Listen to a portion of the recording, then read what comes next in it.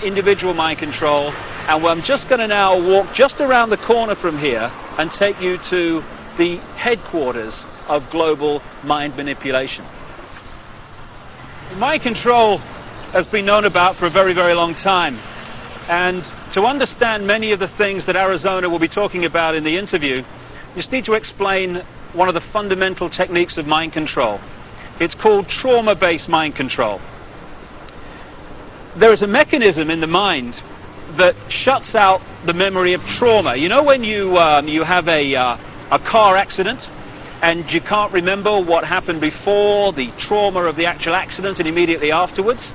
That's because the mind puts an amnesic barrier around trauma. Now that's very, very good, because obviously we don't want to keep reliving and re-remembering severe trauma like accidents and horrors of that kind.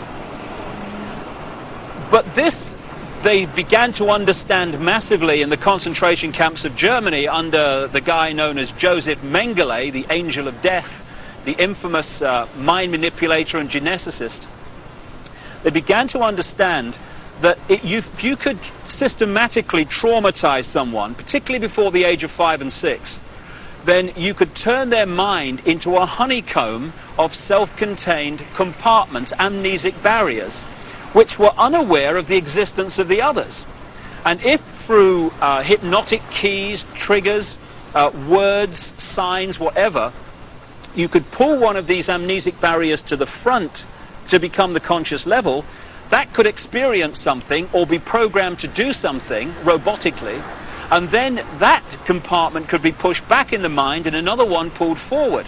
Now this new one has no idea the other compartment exists, let alone what it's experienced or what it's been programmed to do.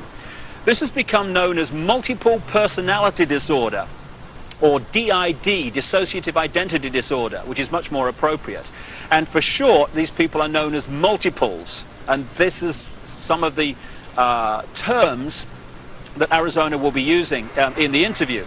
Now we've reached a point here, if we just turn around, of the headquarters of the Global Mind Control Network. This is the Tavistock Institute in Tabernacle Street, 30 Tabernacle Street in London. It was this network, and is this network, that coordinates the mind control program around the world, both on a mass and individual level. The background to this organization is this. It used to be part of the British military psychological warfare department, appropriately, and it was developed by a guy called Dr. John Rawlings Rees. And other parts of the network were established around the world. Stanford in America is one of them. And together they coordinate the mass mind manipulation of the human race and mind program people on an individual level.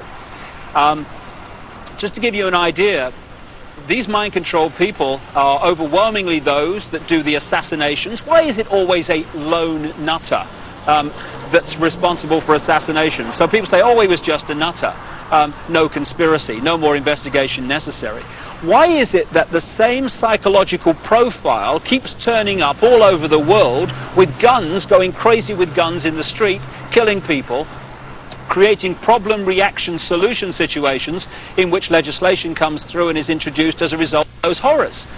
Interestingly, Martin Bryant, the man who went crazy with a gun in Port Arthur, Tasmania, just happened to be treated by a guy called Dr. Eric Cunningham Dax. Now, Cunningham Dax was the Tavistock Institute representative in Australia and a close associate for decades of Dr. John Rawlings Rees that sent the whole thing going. So when someone goes crazy with a gun or these horrific things happen, we need to ask the question, are they doing it from their own mind, or are they programmed to do it because of the effect of what they do? Now, Arizona Wilder was brought up from birth in these mind control programs, and her programmer was Josef Mengele, the angel of death.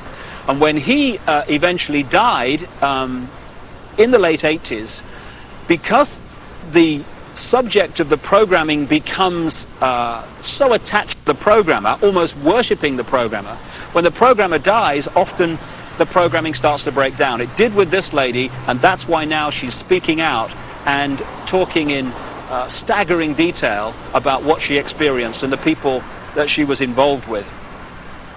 People might find it hard to believe that Josef Mengele was in the United States and South America after the war, but there was a British intelligence, American intelligence operation called Project Paperclip, which got people like Mengele and other leading Nazis out of Germany at the end of the war to continue their mind programming and to continue their genetic research and manipulation in America after the war, in the United Kingdom also.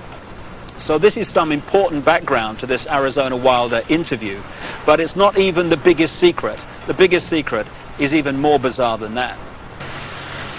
Well, I've now come literally a few strides outside of the official boundaries of the City of London into an area known as Temple Bar, where the Royal Courts of Justice are established, and this is the centre of the British legal profession. Not just the British legal profession, but the legal profession of the world, as the biggest secret exposes. This is where they come to the bar, as it's said, to become barristers, the top of the legal profession, and eventually to become the judges that are part of the network of the secret society network, overwhelmingly, who are told what to do. And when you've got judges being told what to do by the secret society network, what justice is there?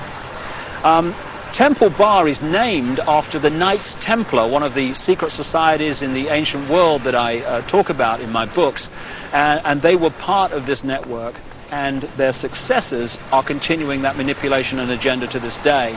Now, I'm standing across the road from the Royal Courts of Justice here, outside something called the Outer Temple. This is one of the major secret societies that manipulate and control the legal profession and the workings of so-called justice in Britain, and indeed, like I say, further afield. But the reason I've come here overwhelmingly is to point out something in the centre of the road here at the boundary between Temple Bar and the City of London.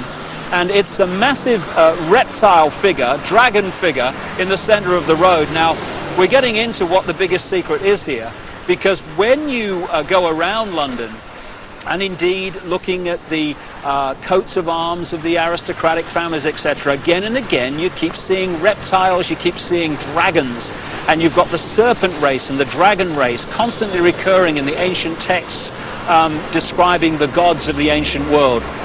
And there is a reason for this. There is a reason why dragons appear everywhere, and that is the biggest secret, which Arizona Wilder also has experienced. Right at the start of our little tour of London, in that square outside the Bank of England, it's also possible to see again this same theme that keeps reoccurring of flying dragons, of flying serpents. We've seen one major serpent figure, serpent statue, at one entrance to the City of London near the Law Courts, and here I am now alongside the River Thames at another entrance to the City of London, this epicenter of global control. And what do we have to signpost the fact that you're entering the City of London? Yet another flying dragon, this one holding the shield with the red cross on the white background, this ancient symbol that I talked about, with the flag on top of the Mansion House and the flag of England, the flag of St. George. So what's going on? Why, when you look at the ancient accounts of the ancient gods, do you again and again see this reoccurring theme of the serpent race, the serpent gods, the flying serpents? Why, in my research for the biggest secret, have I come across a stream of people from different walks of life all over the world who have told me the same thing, that they have seen, to their astonishment and amazement, they've seen key people in positions of power just demanifest from being a human physical form and become before their eyes a reptilian figure. When you look at the ancient gods of the Indus Valley, they talk about the Nagas, the gods who, wait for it, had the ability to manifest as human or manifest as reptiles. This is absolutely vital to understanding parts of the Arizona interview, because she has experienced exactly this. And the background to what's happening is quite simple. This three-dimensional world that we appear to live in is only one frequency, one dimension of existence. We have a frequency range which we can perceive. We call them the physical senses. But outside of that range are other frequencies, other dimensions of existence and life that are sharing the same space that we are.